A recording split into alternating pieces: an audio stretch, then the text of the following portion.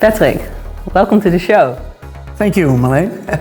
I had to do some research about you because I feel I've known you forever and still I didn't know you. And I came across a couple of interesting things.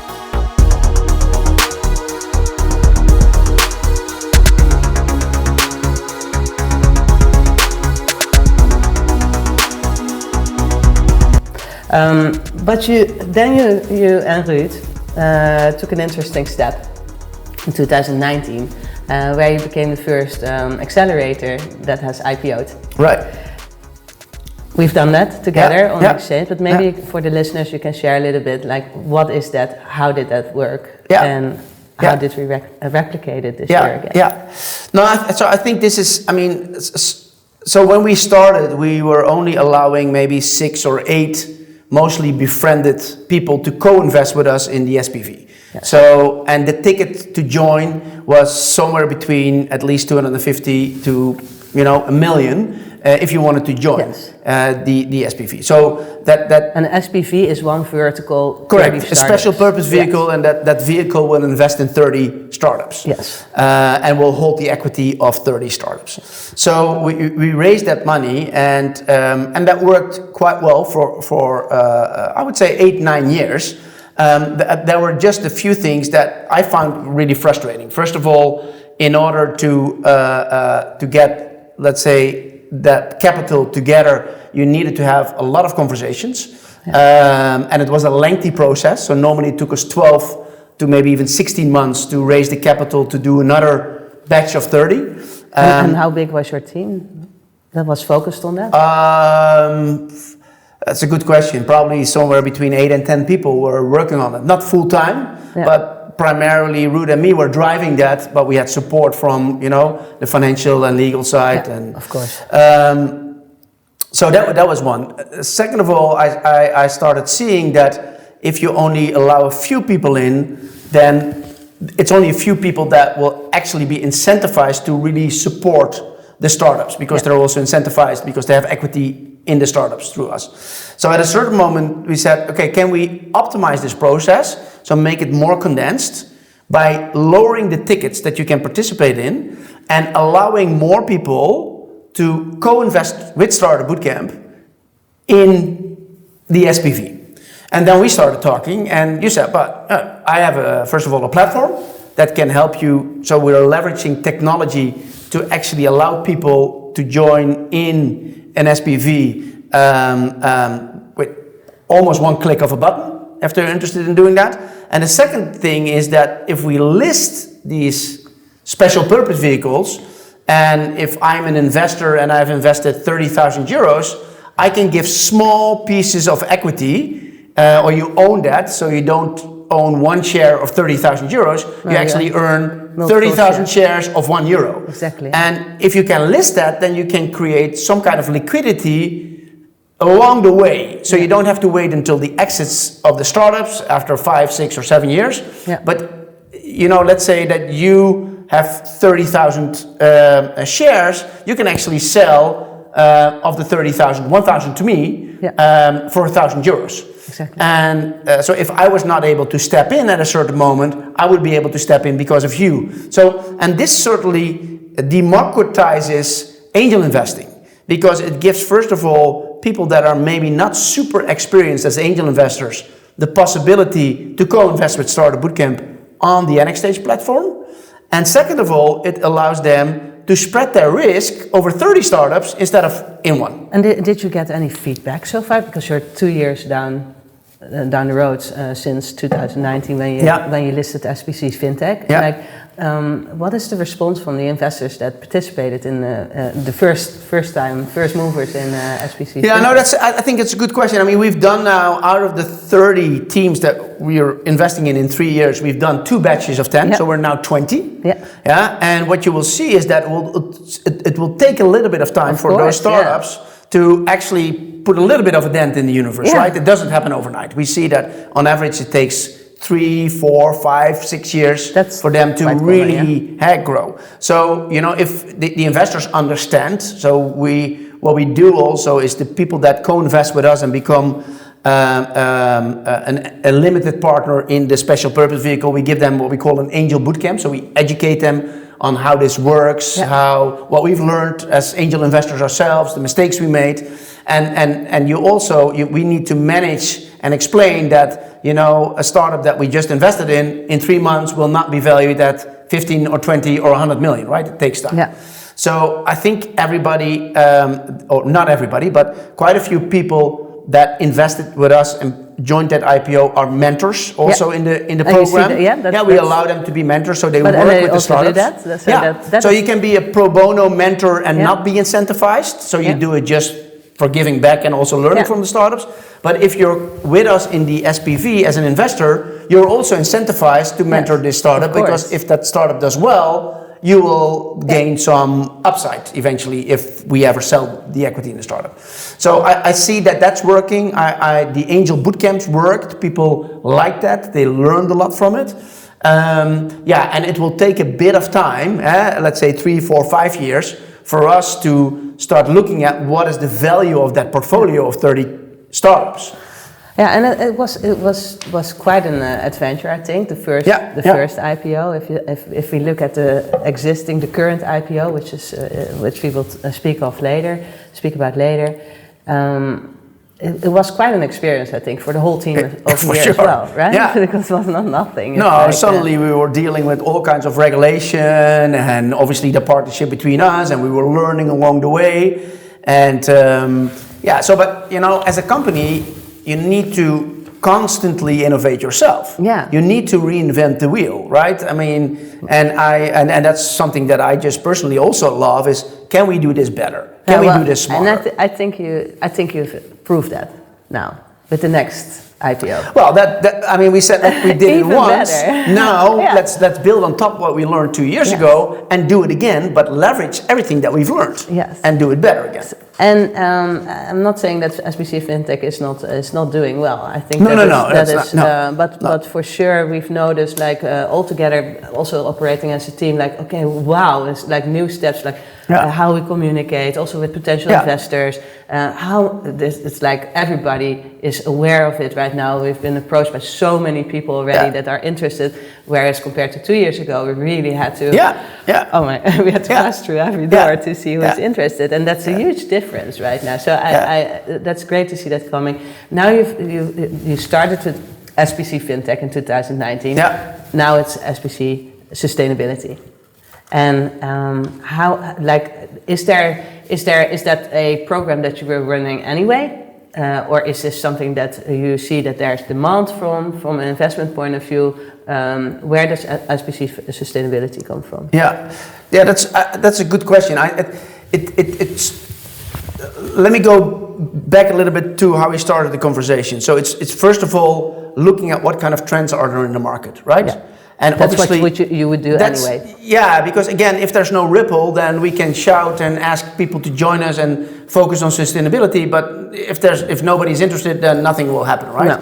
So that's an important thing. Is there a demand? Is there an opportunity out there in the market? The second thing is this something that is dear to us personally? So 2 years ago, I took a 4-month break. And I was traveling with my family, and everywhere where we went, there was these demonstrations of young children and people going onto the street saying, you know, we really need to change, right? And I was in some of those, marches, and I saw that, wow, this is like a movement coming. And so at that moment, I decided we need to focus more on sustainability, because I believe that, let's say, transformation is driven from two angles. It's driven by entrepreneurship, by being entrepreneurial, by entrepreneurs. Can also be large corporations that are entrepreneurial, but it's entrepreneurship and it's innovation. Yeah. And if you bring these two together, transformation will happen. Yeah. And this is exactly where we play. We play in the domain of entrepreneurs and innovation, creating transformation. So 2 years ago, I said, we have to, I still remember we were somewhere, a strategy week we had, I said, we need to go into sustainability. And everybody on the team said, wow, let's do it. And then COVID hit us in March, so we were preparing for all the plans, and I was like, whoa. Yeah, let's see. How is this going to work? Yeah. How will we be as a company operate? And can we do our programs where normally the startups move to a certain location, Amsterdam, Melbourne, New York, wherever? Can we actually do it? Luckily, we already invested 2 years in a full digital platform, so we were able to change things almost overnight and run our programs fully remote and fully digital, which actually brought a lot of advantages also. But anyhow, that's a different conversation. And then, let's say 6-7 months ago, when I saw that the business actually was doing really well and our startups were doing well, I said to the team, that was the moment. Let's do it now. Let's go and have a talk with Marleen again. Let's on the process side see what we've learned with the first IPO of the fintech program, and now let's do sustainability.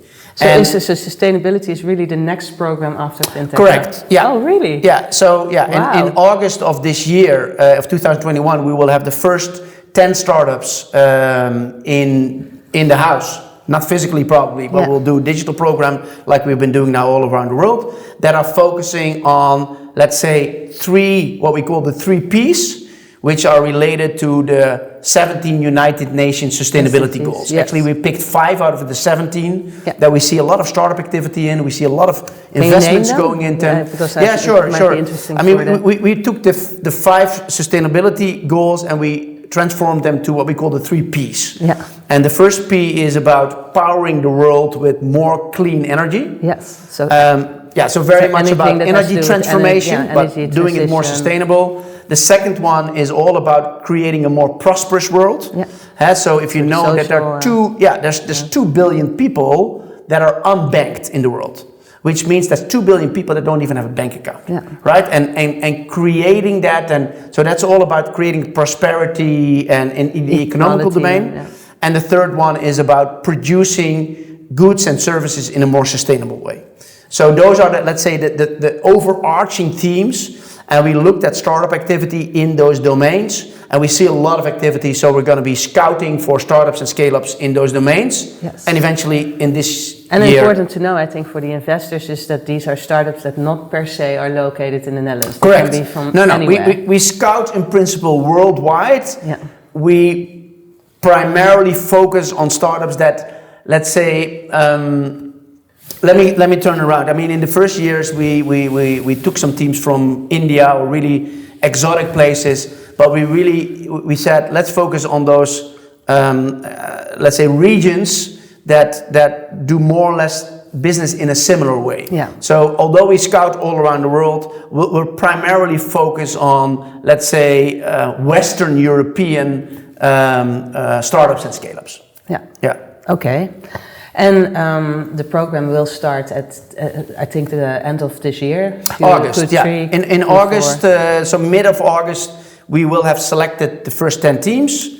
They will go through the program, and then we'll repeat that whole exercise again in 2022, and repeat that again in 23. So eventually we'll have 30 startups in the special purpose vehicle. So, and the capital raise is running at the moment. Correct. Over 1 million committed already. We had good traction in the pre-subscription. So I think in less than 3 weeks we raised 1.2 million. Yeah. And now we still have about another 1.2 million left for people that would like to join this IPO and are passionate about sustainability. Startups want to understand how this works.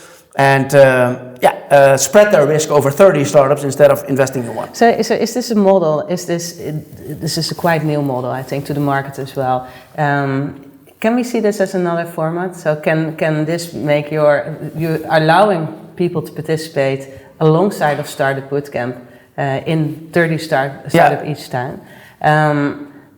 Is this and that means that you can do more programs quicker or faster, I should say.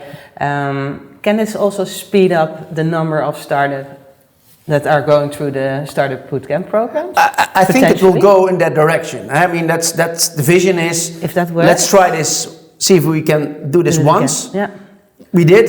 Do it again. Do it again. Okay, if we've proven it to be able to do 2 times, then we can probably also do it 20 times, right? So we're building on top of what we learned, and I think this is the way forward. Okay, well, I think that we are coming to the end of the conversation. And I have one last question, and that is, what drives you? What drives you every day? Because I see that you have this huge amount of energy, and you went on a trip, but you came back like even stronger. I think I don't know. It was like because we met each other just after your trip, right? And right. we didn't. Yeah, we shortly meet each other before your trip, yeah, but correct. I was like. You jumped into that IPO at that time, and just since then you didn't stop. And I like that. It's like, it's infectious, I think, to everybody around you as well. But what is it? What drives you the most? I'm 52 and I'm still trying to figure it out, what it is. I don't know. I've always been, if I do something, I go into it fully, right? And because that's just the only way, I think, for me at least, to do it. And it has to be things that I really get excited about myself. And it has to be new things also, and it has to be about, adding value or giving other people the opportunity to learn and to grow together with us. And if it's that, if we can give back and create new things that other people can build on top of, then that just makes me happy. Yeah. So what drives me, I think eventually what drives me is my own happiness, because if I'm happy, then I will be able to create new things that should be beneficial to other people. Yeah. So I love to give back and to share experiences and to help, and if we can do that and if that works, that keeps me happy and it excites me more to take it to the next level again. And not to forget, because I think that's something that I also learned from you, is like what I see is that it's not, you really take a step back. You really push let's not forget about Koan. Sure. I don't know how many people are here that feel that they just do this out of their own push forward. They're super professional. It's the only way, right? Yeah. I mean, I'm not scalable. I only have limited time and knowledge also, let's be honest. So what you need to do is you need to surround you with amazing people that are driven by the same values and have the same purpose as you have. Yeah. And then my role as a founder or the CEO of the company, whatever you want to call it, becomes at a certain moment very different. Yeah. It's more about facilitating the team and inspiring the team and saying, I think we can do something more bold and go in that direction, and then give them the freedom to figure out how to get there. Yeah. Because that's really what we have created is an environment where people can be very entrepreneurial themselves. Yeah. Actually, what I experienced myself when I joined Endemol when I was 25, Joop and John, the founders of Endemol, gave me the opportunity to be extremely entrepreneurial within their environment. Yeah. And it felt like it was my company as well, although I was not a shareholder at all. Yeah. Right? And that's, I think, what I learned looking back is if we can create something like that, which I think we're doing, then that will drive entrepreneurship. Yeah. And I'm just very passionate about entrepreneurship and seeing people grow. Wow. Thank you. Thank you, Patrick. Thank you for this conversation. And I hope to have the same conversation in a year or 2 years. We should do that for sure. Then we can evaluate where we are, where we're standing. Let's do that. Thank you very much. Thank you. Bye-bye.